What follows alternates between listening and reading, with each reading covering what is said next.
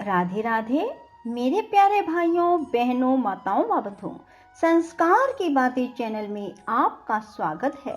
बंधुओं, आज मैं आपके लिए लाई हूँ माघ मास महात्म की कथा का 10वां अध्याय। बंधुओं, हर मनुष्य को माघ मास में स्नान अवश्य करना चाहिए। बंधुओं, माघ मास में स्नान करने का फल क्या है?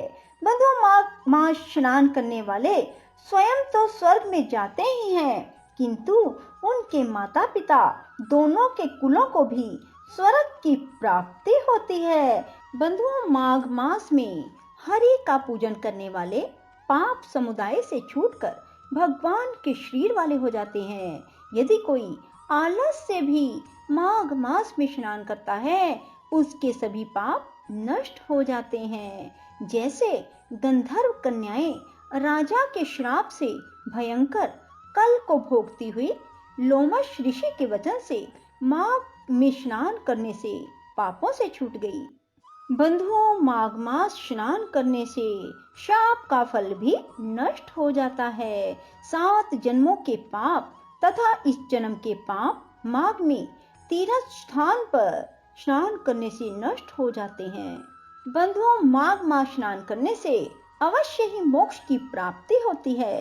राजस्व और अश्वमेध यज्ञ से भी अधिक फल माघ मास स्नान से होता है। बंधुओं, फिर संपूर्ण पापों का सहज में ही नाश करने वाला माघ स्नान क्यों ना किया जाए। सो बंधुओं, सभी मनुष्यों को माघ मास में स्नान अवश्य करना चाहिए। हर मनुष्य को सूर्योदय से पहले उठकर माघ मास में स्नान करना चाहिए। बोलो विष्णु भगवान की जय हो, शिव शंकर भोलेनाथ की जय हो। बंधुओं, आप सभी मेरे साथ मिलकर बोलिए, भगवान विष्णु की जय हो, शिव शंकर भोलेनाथ की जय हो। ओम श्री गणेशाय नमः। यमदूत कहने लगे, हे वैश्य, एक बार भी गंगा जी में स्नान करने से मनुष्य सब पापों से छूटकर अत्यंत शुद्ध हो जाता है।